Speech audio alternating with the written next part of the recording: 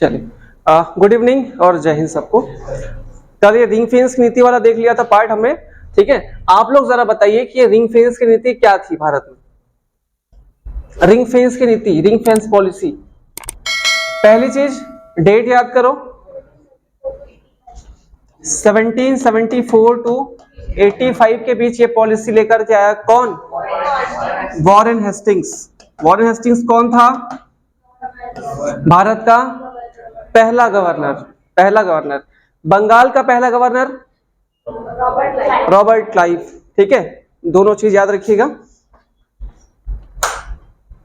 Warren Hastings ने इसको लेकर के आया। अब इस नीति को लाने के पीछे उद्देश्य क्या था?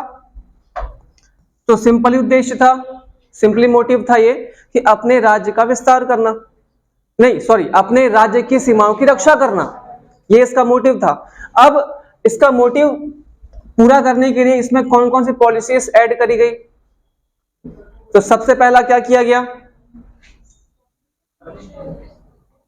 रिंग फेंस में एक अपने राज्य की सीमा के लिए या फिर दूसरे बड़े राज्य से बचने के लिए जो छोटे राज्य बीच में पड़ते थे उन छोटे राज्यों को क्या की गई? सैन्य सहायता दी गई, ठीक है।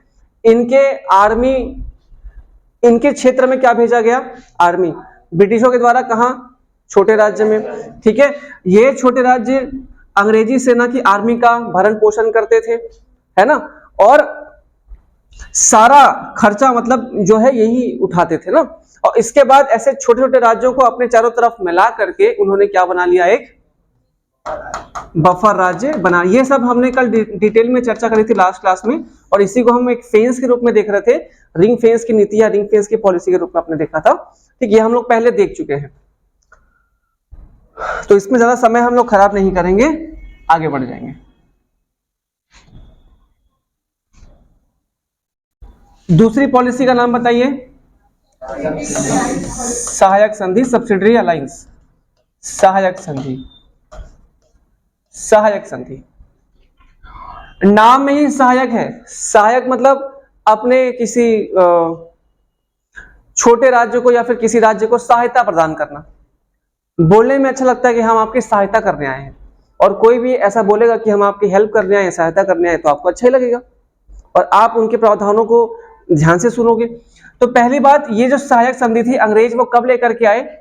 1798 टू 1805।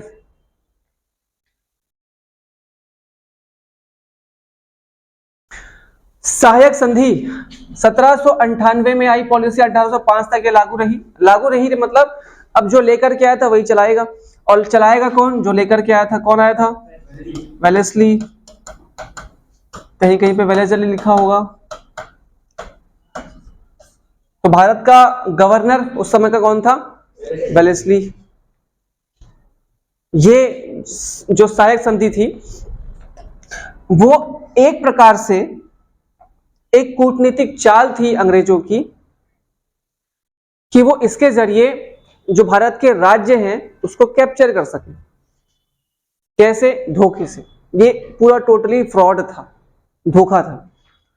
अब हमारे राजा महाराजा इतने मूर्ख कि वो फ्रॉड को समझ नहीं सके। कभी कभी लगता है कि अंग्रेज हम पे राज नहीं किए हैं, हम थे ही इतने मूर्ख कि हम पे कोई भी राज कर लेता।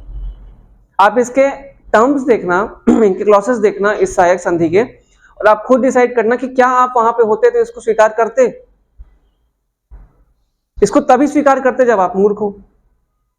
डेफिनेटली राजा हमारे वैसे ही थे। अब देखिए इसमें पहला क्लॉज क्या था।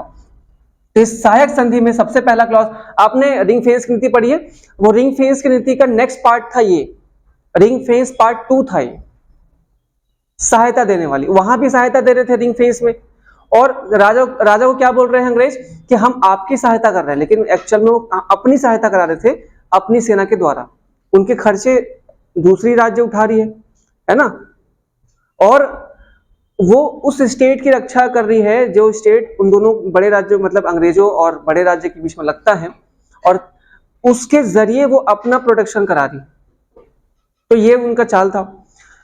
इसका नेक्स्ट लेवल यही था वेलेस्ली की सहायक संधि। पहला पार्ट कि जिस भी राज्य के साथ जिस भी राज्य के साथ ये सहायक संधि होगी, उस राज्य को, उस स्टेट को, उस प्रिंसली स्टेट को, है ना, अपनी सेना सस्पेंड करनी पड़ेगी, बर्खास्त करनी पड़ेगी। पहला सबसे इंपॉर्टेंट क्लॉज ये था। राज्य को, इसको आप लोग पूरा लिख लेना, मैं शॉर्ट में लिख देता हूं। राज्य को अपनी सेना सस्पेंड या बर्खास्त लिख लेना, इंग्लिश में सस्पेंड, हिंदी में बर्खास्त करनी पड़ेगी। सेना बर्खास्त करनी पड़ेगी। अब दिमाग में क्या आएगा, भाई सेना को बर्खास्त कर दोगे तो हमारी रक्षा कौन करेगा, है ना। अगर आप अपनी सेना को बर्खास्त कर दोगे तो फिर आपकी रक्षा कौन करेगा, तो बोले हम करेंगे, जैसा उस समय करते थे। तो इन्होंने क्या किया, राज्य की सेना को बर्खास्त करवा दिया।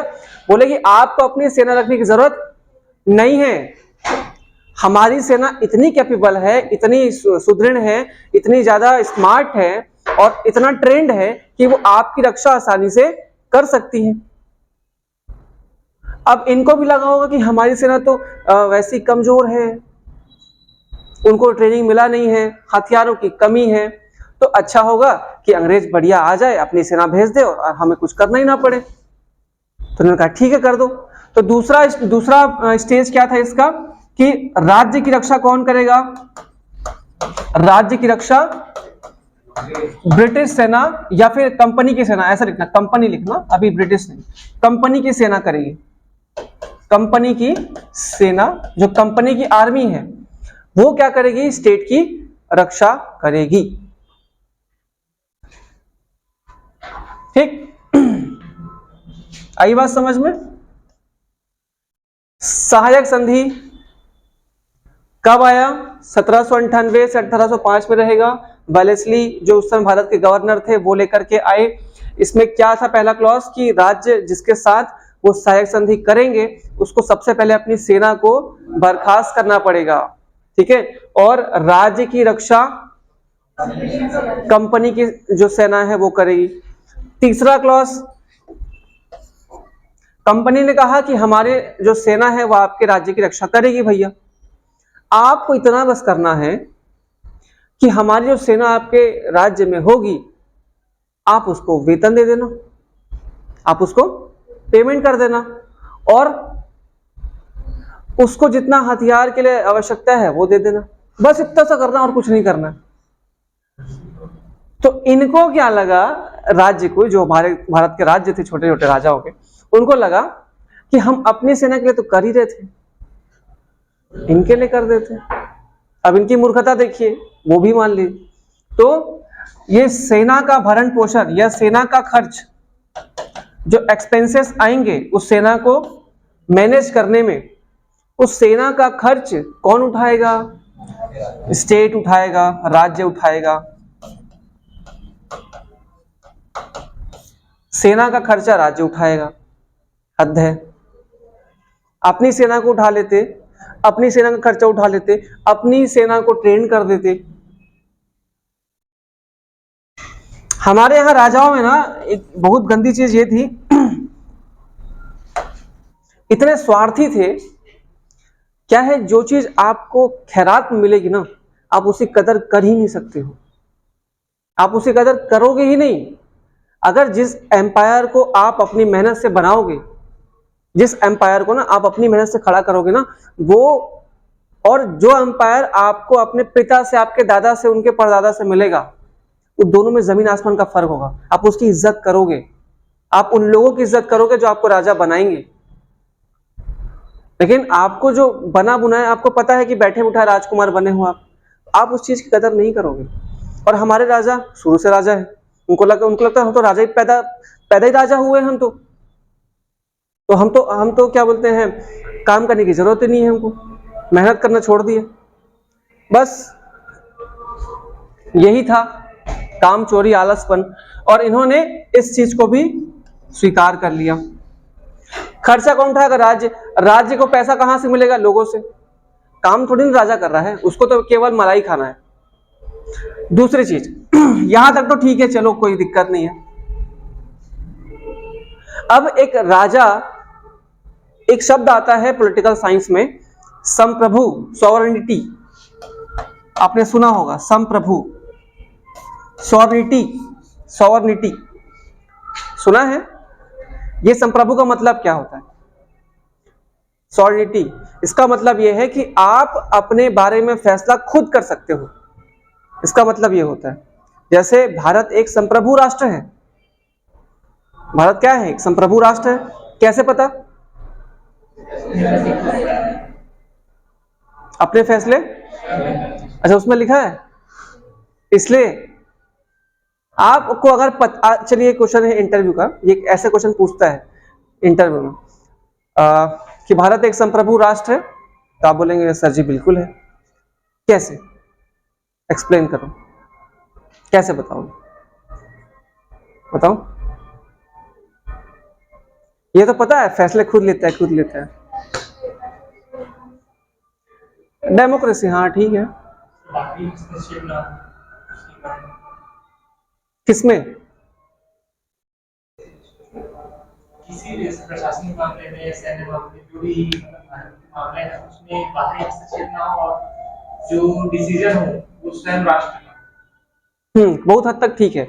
मतलब हमारी जो विदेशी नीति है ना, वो विदेशी नीति किसी भी एक्सटर्नल पावर से मतलब वो ना करे, हाँ प्रभावित ना हो। जैसे कोई अमेरिका हमको नहीं बताएगा कि पाकिस्तान से कैसे डील करना है या चाइना से कैसे डील करना है, वो हम स्वतंत्र है, हम जिस पे हमला करना चाहे कर सकते हैं, जिसको मुंह तोड़ जवाब देना चाहे दे सकते हैं, जिसको जो लिखना चाहे हम लिख सकते हैं, जिसके साथ हम संबंध बनाना चाहे, संधि करना चाहे वो कर सकते हैं। ये संप्रभु राष्ट्र के निशाने हैं, ठीक है। इनकी संप्रभुता पर कर एक प्रश्न चिन्ह लगा दिया था अंग्रेजों ने, ये नेक्स्ट क्लॉज डाल करके। ये क्लॉज क्या था? कोई भी पत्र व्यवहार राज्य किसी भी बाहरी राज्य के साथ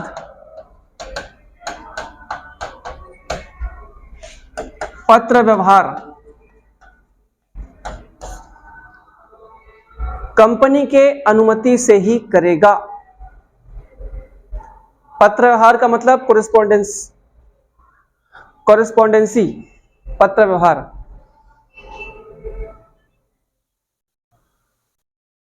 मतलब अगर मैं राज्य का राजा हूं और मुझे बगल वाले किसी राज्य के साथ क्या करना है? पत्र व्यवहार करना है, कुछ बातचीत करना है, कुछ संधि करना है, तो वो चीज मैं पहले परमिशन किससे लूंगा? कंपनी से लूंगा, और उसके बाद ही मैं क्या कर पाऊंगा? उससे पत्र व्यवहार कर पाऊंगा। तो ये तो डायरेक्ट इनके क्या है? इसकी सॉवरेनिटी पर हमला है। खत्म है आपकी सॉवरेनिटी। आप बिना पूछे, जब आपके विदेश नीति आपके हाथ में नहीं है, तो फिर क्या ही मतलब आपके राजा होने का? इसको भी मान लिया गया, इस संधि को भी माना गया, ठीक। मतलब इस संधि के माध्यम से आप बोलोगे कि इनकी सॉवरेनिटी पूरी तरीके से खत्म हो गई। नेक्स्ट क्लॉज सुनिए, और क्या था? भयंकर सारा क्लॉज था इसमें। किसी भी यूरोपियन व्यक्ति को राज्य सरकार बिना कंपनी के अनुमति के अपने राज्य में सेवा में नहीं रख सकती। समझ आई? जैसे अगर राजा चाहे कि वो किसी यूरोपियन व्यक्ति, ना सिर्फ इंग्लैंड का या ना सिर्फ कोई, किसी भी यूरोपियन व्यक्ति को अगर उसको सेवा उसकी लेनी है राज्य को, राजा को, तो वो पहले कंपनी से पूछेगा, कंपनी से उसका इंटरव्यू करवाएगा, क्या मैं इसको रख सकता हूं। जब कंपनी अनुमति देगी तब जाकर के वो क्या करेगा? अपनी सेवा में रखेगा, ठीक। तो इसको लिख लेना आप लोग, किसी भी यूरोपियन को अपनी सेवा में रखने से पहले, अपनी सर्विस में रखने से पहले राज्य कंपनी की अनुमति लेगा,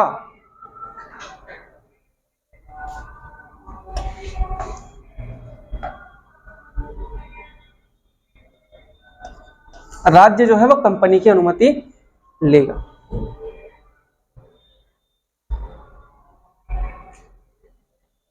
ठीक है। और एक खतरनाक चीज, उन्होंने एक नया पद बनाया, ब्रिटिश रेजिडेंट।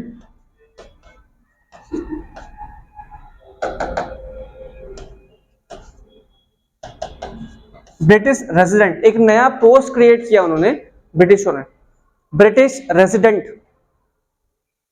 ब्रिटिश रेजिडेंट ये एक पोस्ट था, ये व्यक्ति उस राज्य में हमेशा ये देखेगा कि ये जो संधि का पालन वो राज्य कर रहा है या नहीं कर रहा है। ठीक, तो ब्रिटिश रेजिडेंट की नियुक्ति की गई हर उस राज्य के अंदर जहां जिसने इस संधि को स्वीकार किया था। मतलब ये एक प्रकार का क्या है, एक खबरी है, इंस्पेक्टर है, जो देखेगा हमेशा कि कोई राज्य अपनी जो इस संधि है उसका सही तरीके से पालन कर रही है या नहीं कर रही है। ठीक है। ब्रिटिश रेजिडेंट, ये शब्द याद रखना, ये जब आप छत्तीसगढ़ का हिस्ट्री पढ़ोगे, आधुनिक छत्तीसगढ़ का, तो आपको ये पद बार बार आपको मिलेगा, है ना। 5 ब्रिटिश रेजिडेंट की नियुक्ति यहाँ पे की गई थी छत्तीसगढ़ में। ठीक है, उनमें से 3 के बारे में बहुत क्वेश्चन पूछता है। चलिए, तो इतने सारे क्लॉसेस थे इस सहायक संधि में, और आप मुझे बताइए कि किस एंगल से आपको ये लग रहा है कि ये किसी राज्य के हित में हो सकता है। एक राजा अत्यंत आलसी प्रवृत्ति का होगा, उसको काम ना करने की आदत होगी, अपने राज्य का कोई चिंता उसको नहीं होगा, तभी वो जाकर के ऐसी संधि को हस्ताक्षर करेगा। अपने राज्य की सेना कौन बर्खास्त करता है?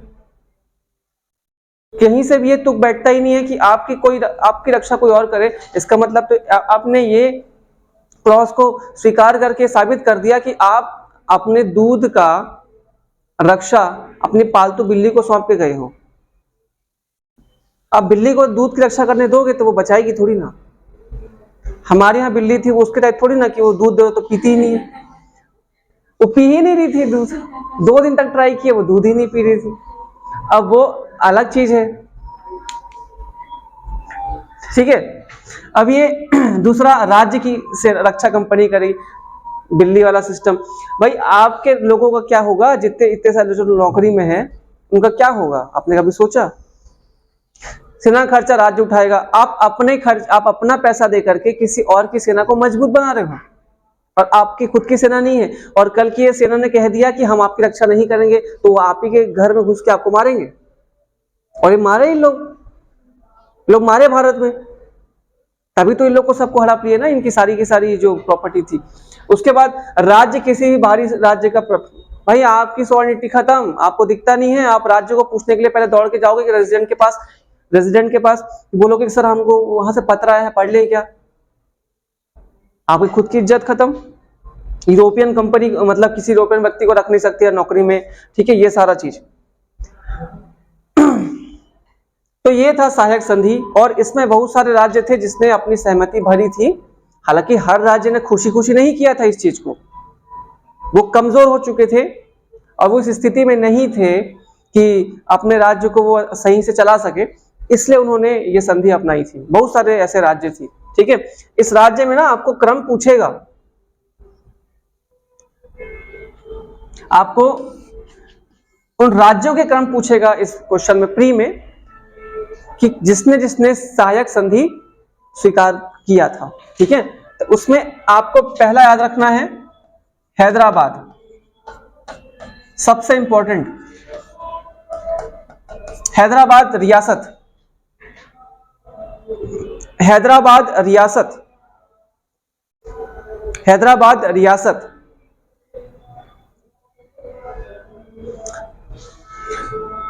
सहायक संधि को स्वीकार करने वाला, उसको एक्सेप्ट करने वाला भारत का पहला रियासत था, हैदराबाद रियासत। हजारों बार क्वेश्चन पूछा गया है, इसको याद रखिएगा, एटलीस्ट फर्स्ट आपको याद होना ही चाहिए। सब्सिडरी अलायंस को एक्सेप्ट करने वाला भारत का पहला देशी रियासत कौन सा था? हैदराबाद। दूसरा, मैसूर, ये भी कमजोर पड़ चुका था तो इसको बाद में सहायक संधि अपनाना ही पड़ा। मैसूर टीपू सुल्तान के मरने के बाद वापस से वहां पे जो वडियार राजवंश था, चिक्का कृष्णराज वाला, उसके ही एक नए राजा बनाए गए, उसका भी नाम कृष्णराज था सेकंड, और उसके बाद फिर वो राज्य को इन्होंने सब्सिडियरी अलायंस में शामिल कर लिया। ठीक है, हैदराबाद, मैसूर। तीसरा, तंजौर, तंजौर या तंजाउर, अवध, ये भी कमजोर हो चुका था।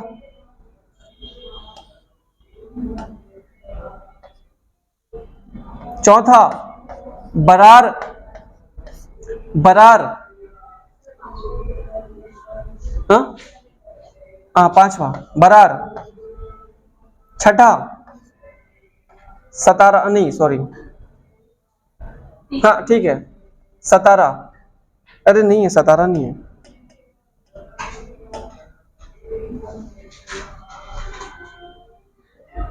खैर भाई 5 ही याद रखो, 5 इंपॉर्टेंट है, छठा मुझे याद नहीं आ रहा। ठीक है, हैदराबाद, मैसूर, तंजौर, अवध, बरार। ठीक है, बरार। पहला तो याद ही रखो, बहुत इंपॉर्टेंट है, हैदराबाद। दूसरा मैसूर, तीसरा तंजौर, फिर अवध, फिर बरार। ठीक है,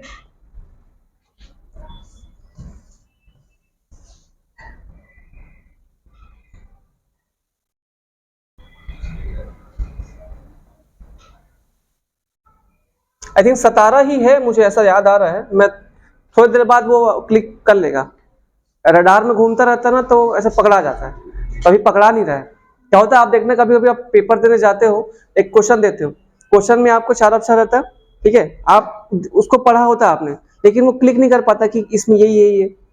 फिर जब आखिरी होता है पेपर का, फिर याद आता है नहीं वो क्वेश्चन नहीं याद है, यही थे, तो फिर वो घूम घूम के आ जाता है ना। तो बस यही क्लास में यही होता है, इसलिए ना क्लास में या पेपर में जब भी जाओ ऐसा हार मत मान, अरे बेकार आ गया पेपर, मेंटलिटी मत बनाना कभी भी। ये एकदम एकदम आपको ना एकदम एक्यूरेट बात बता रहा हूँ जो आपके एग्जाम हॉल में आपके साथ होगा। पिछले लास्ट जो साल में जो पीएससी हुआ था, 90% बच्चे 90% पेपर देखते ही पटक दिए, नहीं बन पाएगा। लेकिन उसमें 100 नंबर के लायक आराम से बन रहा था, लोगों ने ध्यान ही नहीं दिया। शुरुआत में देखा इंडियन जीएस हालत खराब, पसीना पसीना, मतलब लिटरली बता रहा हूं खतरनाक पेपर आया था। आप देखना पिछला पेपर, कुछ भी क्वेश्चन इजी नहीं था, कुछ भी। और इंडियन जीएस तो बाप रे बाप आउट ऑफ द माइंड था, सोचा नहीं था किसी ने कि ऐसा पेपर देगा। और वो शुरू के 10 क्वेश्चन देख लेते, 10 क्वेश्चन नहीं बना आपसे, पहला नहीं बना, ठीक कोई दिक्कत नहीं, दूसरा क्या पूछ लिया नहीं बना, एक भी सुने ही नहीं नाम, तीसरा नहीं बना, चौथा अरे क्या नासा वासा से आया था क्या, साइंस को ऐसा पूछ रहा है, नहीं बना, फिर चौथा, पांचवा, छठा, सातवां, आठवां, 10वां, 10 क्वेश्चन नहीं बने। अब 8वें 9वें क्वेश्चन के बाद आपकी हालत खराब हो जाना स्टार्ट हो जाएगी, गए बाहर बाहर, वहीं से निगेटिव एनर्जी आपके भीतर प्रवेश करेगी और गारंटी ले लो आप बाहर हो जाओगे। नेगेटिव एनर्जी क्लास में वहां पे आने ही नहीं देना है, ये आपके लिए एक ब्रह्मास्त्र मैं आपको बता रहा हूं। आप 90 क्वेश्चन भी आपको लगे ना कि नहीं बन रहा है, तो हो सकता है लास्ट के 10 क्वेश्चन आपसे बन जाए, ऐसा मान के चलो कि बनेगा क्वेश्चन। बस एक ही काम करना, नेगेटिव एनर्जी को ना अपने अंदर प्रवेश करने मत देना, वही आपको खा जाएगा। 50 क्वेश्चन भी अगर आपसे बता रहा हूं, 50 क्वेश्चन भी शुरुआत का देखे और 50 में से 50 नहीं भी बनेगा ना, वो भी हिम्मत मत हारना वहां पे। अब बोला अगला आपके पास 50 मतलब 100 नंबर का क्वेश्चन आपके पास बचा हुआ खेलने के लिए, तो आपके पास पूरी आधी लाइफ बची है, तो थोड़ी ना हार मान जाओगे। भाई 40 की उम्र में कुछ नहीं कर सके इसका मतलब ये थोड़ी जिंदगी खत्म हो गई। कई लोगों ने 50 की उम्र में झंडे गाड़े हैं, बहुत सारे लोग आपका एग्जाम्पल मिल जाएंगे। 40-50 तक कुछ नहीं कर पाए, 40 तक, उसके बाद उनका लाइफ चेंज हुआ। कई आप देखना कलाकार ऐसे हैं भारत में, बॉलीवुड में, कि 40 की उम्र तक उनको काम ही नहीं था, लेकिन 40 के बाद ऐसे ऐसे उनको रोल ऑफर हुए कि उनकी जिंदगी बदल गई। तो कभी हार मत मानो, पेपर दिखे कोई दिक्कत नहीं है, 100 में 100 क्वेश्चन भी अगर नहीं बने तो भी हार मत मानो, 100 में 100 मार के आना, तुक्का। बता रहा हूं, इतना मजा आएगा ना आपको, सबका चेहरा देखोगे, कितना बड़ा भाई बना ही नहीं भाई, 30 ठो बना भाई, कहाँ होगा यार, उतने नहीं होगा यार। आपसे पूछे कितने बना, 100 मारे। अरे 30 में तेरा नहीं हो रहा है तो मैं क्या करूं, मैं तो 100 मार दिया, अब होना होगा तो हो जाएगा। एक स्टूडेंट है हमारा, उसको मैंने रात में कहा ऐसा ही चीज, और वाकई में सच में मार दिया, उसने 62 क्वेश्चन सही कर लिए। अब वो 3 महीने पढ़ा था बस, अब वही लास्ट वाले पेपर में, सर आप बोले थे सर एकदम वो है, एकदम क्या भीम का टाइप का है, उसको हम लोग भीम बोलते थे। आया सर, सर आप बोले थे सर रात में सर, सब तुक्का मार देना करके, अब मार दिया सर, तो सर 60 58 60 तो सर सही हो गया सर, बोलता है। अब बोला ठीक हो जाएगा। अब पता नहीं उसके बाद उससे बात ही नहीं हुआ कि हुआ है कि नहीं, वो ऐसा ही वाला है, ऐसा ही वाला था। वो नर्वस था बहुत ज्यादा कि सर मैं पेपर में फॉर्म भर दिया हूँ पेपर का, तो वो होगा कि नहीं होगा मेरा समझ नहीं आता, नहीं दूं बोल रहा था। उसको बैठा के 15 मिनट समझाया था कि नहीं, पेपर देने से हो जाएगा, मतलब पेपर नहीं दोगे तो हो जाएगा। तब लड़ाई लड़ने के पहले ही बोल रहे हो कि नहीं होगा तो लड़ो ही मत, घर जाओ, आपको इस फील्ड के लिए बने ही नहीं हो। फिर आप जब आपसे नहीं बना क्वेश्चन, 100 में 100 मारो, कोई दिक्कत नहीं, क्योंकि 40 क्वेश्चन बनाओगे तब भी नहीं होना है, तो क्यों 60 छोड़ोगे, मार दो। और कभी कभी आपके ऊपर ऐसी दया दृष्टि हो जाती है ऊपर वाले की कि निकल जाता है, निकल जाता है। और प्री है ना, क्वालिफाइंग है, कोई तो नंबर जुड़ता नहीं, रगड़ के मेहनत कर लो यहाँ लिखने का, और वहां लिख दो कुछ भी आके। शुरू के रामबाण बता रहा हूं आपको, किसी भी क्वेश्चन का शुरू के 4 लाइन लिख दो, अच्छा, किसी भी बड़े से बड़े क्वेश्चन का शुरुआत के 4 लाइन अच्छा लिख दो, आपको सामने लिखने की जरूरत ही नहीं। आप गाना भी लिख के आ जाओगे ना तो पढ़ेगा नहीं, ऐसा मत करना। चलिए नेक्स्ट, तीसरा पॉलिसी क्या था बताओ, वेबगत सिद्धांत। वेबगत सिद्धांत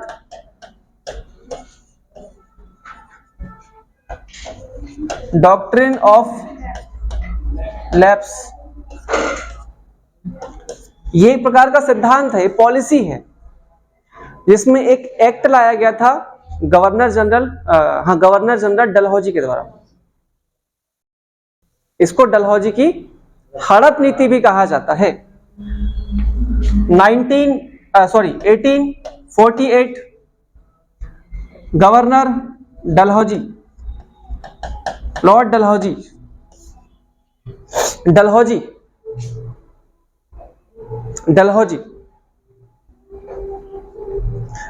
से इतने क्वेश्चन आते कि आपको तो उसको भूलने की जरूरत ही नहीं है। डलहौजी नामक जगह कहां पे है भारत में, शिमला के पास है, शिमला से याद रख लो डलहौजी को। भारत को ग्रीष्मकाल की राजधानी किसने बनाया, शिमला को, डलहौजी ने। भारत में आर्मी मुख्यालय शिमला कौन लेके गया, डलहौजी। पीडब्ल्यूडी की स्थापना, पहली बार ट्रेन चली, post office act Dalhousie. Telegram आया, वही डाक तार आया, डलहौजी। ये सारा चीज जितने भी संचार वाले सब डलहौजी है, ठीक है। इसको ऐसी तुक्का में याद रख लो तो भी बन जाएगा। चलिए,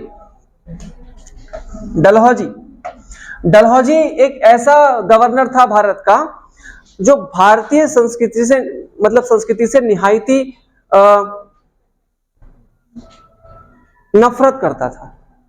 उसको यहाँ की संस्कृति बिल्कुल पसंद नहीं थी, यहाँ का कल्चर बिल्कुल पसंद नहीं था, किसी भी चीज में यहाँ पे उसको कोई इंटरेस्ट नहीं था। वो भारतीयों को अपने पैर की जूती समझता था, और उसका मन करता तो सारे भारतीयों को जेल में डाल देता, मतलब खत्म ही करता, यहाँ पे नया इंग्लैंड बसा देता। ऐसा था वो। और भारत में एक पॉलिसी रही है राजा महाराजा के समय से कि राजाओं के पास ये अधिकार होता था, उसके पास एक राइट होता था कि वो अगला राजा नियुक्त करे। किसी भी राजा के पास ये अधिकार होता था। हमारे किसी भी धार्मिक ग्रंथ में, किसी भी बुक में ये नहीं लिखा है कि राजा का बेटा ही राजा बनेगा, नहीं लिखा है। आप जो संपत्ति अर्जित करते हैं, है ना, उसका मतलब उत्तराधिकारी कौन होता है? जो आपको सूट करे या जिसको आप चाहे। तो राजा के पास अधिकार होता था, लेकिन हमारे यहाँ ये प्रथा चल गई थी कि राजा का बेटा राजा ही बनेगा, मतलब राजा का बेटा ही राजा बनेगा। और ये राजा चाहता भी था खुद। कौन सा राजा ऐसा होगा जो नहीं चाहेगा कि मेरा बेटा राजा ना बने? सब चाहते हैं भाई। अपने बच्चों से किसको मोह नहीं होता है? सबको होता है। तो भारत में प्रथा चल गई थी, और जिस भी राजा का बेटा नहीं होता था, या राजा की शादी हुई, उसकी मृत्यु हो गई, तो पूरा साम्राज्य किसके हाथ में आ जाता था? रानी के हाथ में। अब उसकी मृत्यु हो चुकी है, अब रानी जो है उनके पास कोई बेटा है नहीं, मतलब उस राज्य का कोई भी सक्सेसर उत्तराधिकारी नहीं है। ऐसी स्थिति में क्या किया जाए? तो ऐसी स्थिति में रानी या तो पुत्र गोद लेगी, ठीक, और या तो किसी को उत्तराधिकारी घोषित कर देगी। तो उत्तराधिकारी घोषित तो कभी किया नहीं। हाँ, पुत्र गोद लेने की परंपरा भारत में शुरू से थी। जो अडॉप्ट करते हैं, चाइल्ड अडॉप्टेशन, वो अडॉप्ट कर लिया। अब इसने भारत में देखा कि कैसे भारत के राजाओं या फिर साम्राज्य को कोई ऐसा तरीका कि वो उनको कैप्चर किया जा सके। तो इसने अपनी नई पॉलिसी निकाल दी। क्या? कि भारत में एक नया नियम लगाया जाता है कि कोई भी भारतीय राजा पुत्र गोद नहीं ले पाएगा। उसका जो जेन्युइन जो पुत्र है, जो ब्लड वाला है, जो उसका खुद का स्वयं का है, केवल वही राजा बनने का अधिकारी होगा। अदरवाइज किसी भी व्यक्ति को उस राज्य का अधिकारी बनने की योग्यता नहीं होगी। अबे राजा से उसका हक ही छीन लिया कि वो राजा बना सकता है। जो बेटा हुआ तो हुआ, नहीं हुआ तो फिर तो कहीं बेटी हो गई, तो बेटी हो गई तो चलो वो भी ठीक है कि अपने दामाद को बना दिए। लेकिन यहाँ पे उसने नया नियम लगा दिया कि कोई भी राजा क्या नहीं कर सकता? पुत्र गोद ले ही नहीं सकता, ना राजा ना रानी। और जिस भी राज्य में ऐसी सिचुएशन बनी, उस राज्य का जिम्मेदारी कौन लेगा? ब्रिटिश कंपनी करेगी, हम लेंगे। जैसे कि इनको इनवाइट किए थे कि हम मुसीबत में फंस गए हैं, हमारे यहाँ कोई नहीं है, आओ हमारी रक्षा करो। मतलब ये अपने आप को देवदूत ही समझते थे। अब दिमाग में गोबर भरा तो क्या करें? कल का रिजल्ट देखे? ऋषि सुनक हार गए, नहीं देखे? नहीं देखे?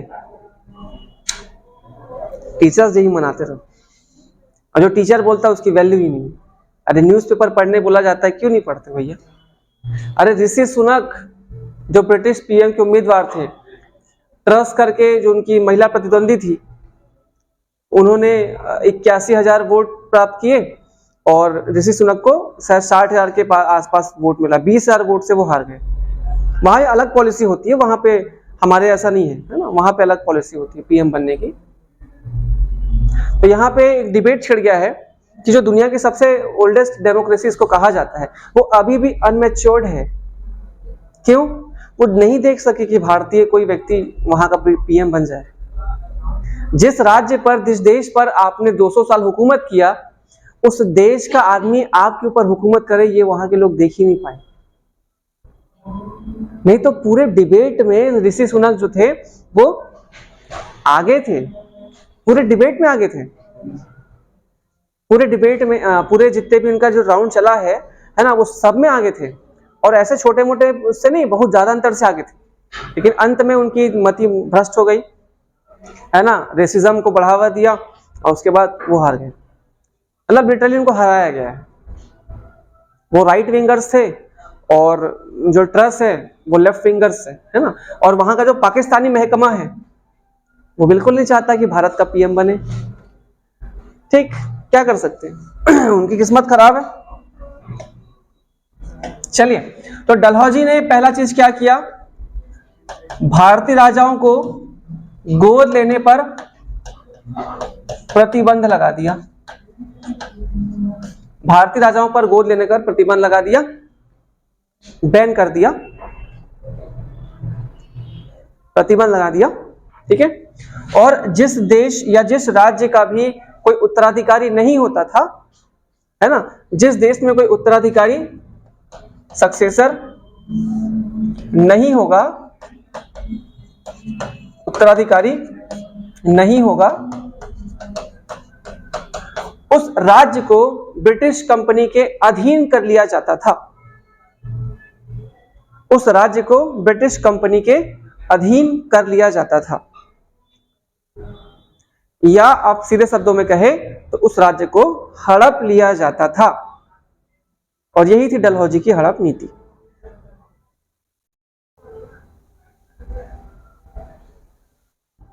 उस राज्य को हड़प लिया जाता था हड़प नीति के तहत।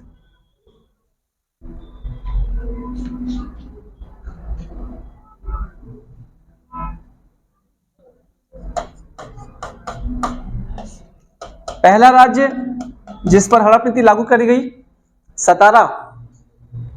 दूसरा जैतपुर, जैतपुर। तीसरा संबलपुर। चौथा बघाट, ये हिमाचल प्रदेश में है ना, इसको याद रख लेना, बघाट। झांसी। और छठा नागपुर।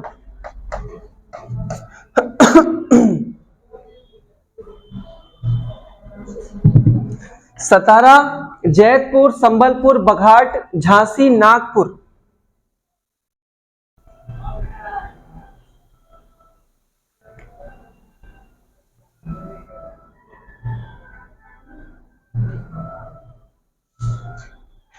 वैसे बीच में एक और था, उदयपुर।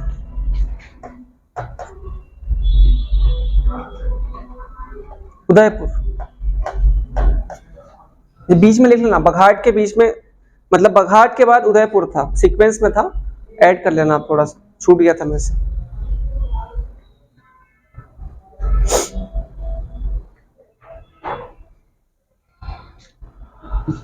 ठीक है। तो ये तीनों पॉलिसीज आप लोग याद रखिए, प्री प्लस मेंस दोनों में इंपॉर्टेंट है, और खासकर इंटरव्यू में तो उससे पूछता ही है क्वेश्चन, है ना। और जो सीक्वेंस है दोनों का याद रखिएगा, जैसे सहायक संधि में पहला कौन सा था, हैदराबाद, दूसरा मैसूर, तीसरा तंजौर, पांचवा तीसरा, पहला, दूसरा मैसूर, तीसरा तंजौर, चौथा, पांचवा बरार, छठा मेरे को अभी याद नहीं है। सतारा तो ये है जी। अरे सतारा बोला नहीं था जी सर, वो लिख रहा था मैं, इसके बाद याद है कि नहीं, सतारा तो यहाँ था, इसलिए बोला था कि उस समय छोड़ दो करके। अभी तक रडार में नहीं आया, कभी कभी आउट ऑफ द सिलेबस हो जाता है तो छोड़ दो, क्या दिक्कत। उतना याद कर लो तो काफी है। पहला हैदराबाद, दूसरा मैसूर, तंजौर, अवध, बरार, 5 याद ही नहीं आ रहा। इसमें भी याद कर लो, पहला सतारा, जैतपुर, संबलपुर, बघाट, उदयपुर, झांसी और नागपुर। ठीक है, एक बार मिटा के पूछे। हड़प नीति के तहत पहला राज्य सतारा, जैतपुर, संबलपुर, सतारा, जैतपुर, संबलपुर। 3 सतारा, जैतपुर, संबलपुर। चौथा बघाट, उदयपुर, झांसी, नागपुर। ठीक है, चौथा बघाट, उदयपुर, झांसी, नागपुर। पहला, दूसरा, तीसरा, चौथा, पांचवा, छठा झांसी, सातवां नागपुर। ठीक है, ये सीक्वेंस है, इसलिए मैं रटा रहा हूं इसको, क्योंकि अब सीक्वेंस याद करने का तो कुछ वो है नहीं, कि आपको हिस्ट्री पढ़ना पड़ेगा कि एक एक चीज कि पहले यहाँ गए फिर वहां गए। उतना डेट याद करोगे तो पागल हो जाओगे, आपके पास उतना वो नहीं है। एक बार में याद कर लो, अगर नहीं याद हो रहा तो घर में कोई ट्रिक बना लेना। उसका जो फर्स्ट लाइन है, जो क्या नाम है, जितने भी स्टेट है उनका फर्स्ट लाइन है, उसको एक लाइन से लिख लेना और उसी को बस याद कर लो, आपको पूरा याद हो जाएगा। ठीक है, चलिए तो आज के लिए इतना ही। और नेक्स्ट चैप्टर में आप देखोगे कि भारत में इन सारे सिनेरियो के चक्कर में ये जो तीनों पॉलिसीज थी, उससे राजा परेशान, सारे लोग परेशान, सबकी खुद की जो स्टेट थी वो उनके हाथ से निकल गई। ठीक है, अब जितने लोग सहायक संधि में आप देखोगे कि बेघर हुए थे या जिनकी नौकरियां गई थी, क्या वो शांत बैठेंगे? वो लोग भी हमला करेंगे। तो ये सबने मिलकर के क्या किया, भारत पे विद्रोह किया। और यही विद्रोह 1857 की क्रांति के रूप में आप पढ़ते हो। ठीक है, आपका नेक्स्ट चैप्टर रहेगा, बड़ा ही इंपॉर्टेंट चैप्टर है। कोई भी ऐसा एग्जाम नहीं है भारत का जहां पे क्वेश्चन पूछा ना जाए। छोटा एग्जाम प्यून से लेकर के बड़ा एग्जाम आईएएस तक सारे में क्वेश्चन पूछता है, और छोटे बड़े सब क्वेश्चन पूछता है। तो कल की क्लास बड़ी इंपॉर्टेंट होगी। ठीक है, कल मिलते हैं। Thank you.